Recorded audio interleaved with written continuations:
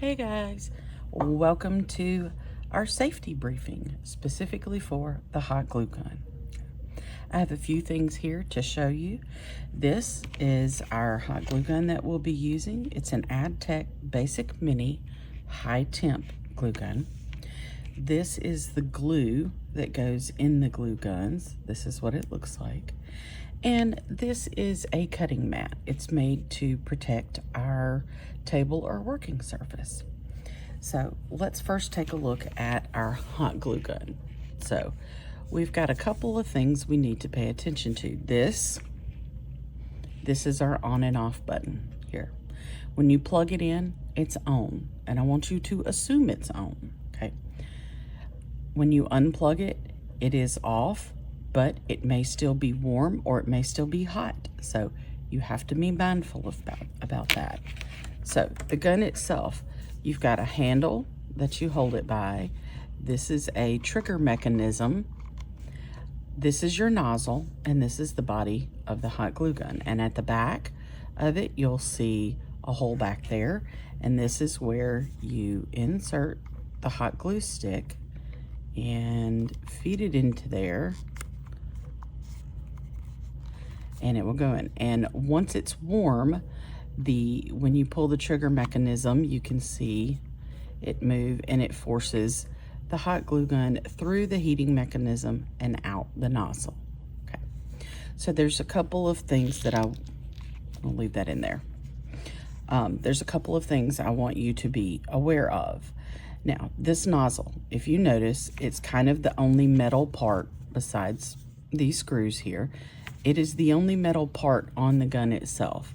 Therefore, it is the hottest part of the gun. This glue gun gets up to 182 degrees Fahrenheit. 182 degrees Fahrenheit is enough to cause third-degree burns if you come into contact with this for 3 to 7 seconds. So you have to keep all your digits and skin and bits and things away from the nozzle.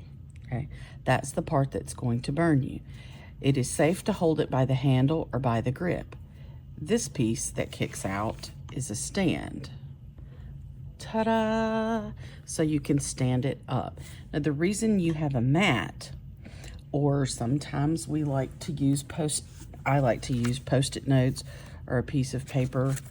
If I don't have access to a mat, I'll put a piece of paper down there to catch any hot glue that happens to drip out of the nozzle, because the hot glue that comes out of the nozzle is also going to be 182 degrees, and it can also burn you.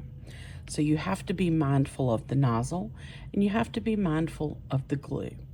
Now, sometimes the hot glue sticks don't want to go, and when you squeeze the trigger, it doesn't seem like it wants to work.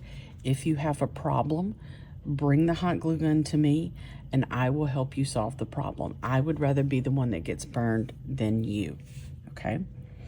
When we are working with the hot glue guns, we try to keep them up on the stands if we can. If they just refuse to stand, we can lean them on the side, okay? Now, you have all this cordage here so that everybody can reach, but being able to do that means that there's a chance that you might bump into your neighbor to the left or to the right, and you have to be mindful of your neighbors when you're using a hot glue gun, okay? And so this one has not been plugged up today, so it's cold. I'm not gonna feel anything from it. Now, when you plug it up, it takes about 5 minutes, a good 5 minutes, for it to get to a working temperature. So if you want to check if your hot glue gun is ready, what you can do is kind of hover your hand over the top of it, kind of like you're casting a spell, okay? You don't want to touch the nozzle because you're going to get burned, but this is where the heating mechanism is, and you will feel the warmth coming off of that once it's ready. Or you might see the hot glue gun dripping from the nozzle once it's ready. Now, I have one plugged up that we can actually take a look at. So we're going to move our cold one to the side. And let's see. Now, this one is plugged up. I have fed it a hot glue stick, I can feel the heat coming off of the top of it right here, and it is warm. So in order to get you a bead of hot glue, again, you're going to squeeze, and there you will see the mechanism feed the glue through the end. Okay. Now you see that you've got some drips and kind of this spider web.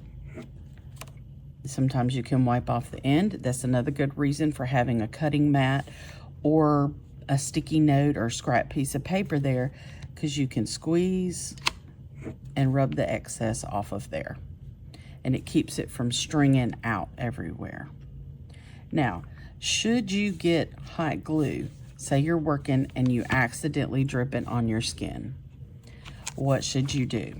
The thing to do is you're going to get up, you're going to walk over to our sink, and you're going to run cold water over your hand or your arm or your elbow, whatever the case may be, and you're going to run water over that, and we're going to let the glue cool down, okay? Once the glue cools down, then we should be able to pop it off. If it drips on the table, the same thing. Don't touch it immediately.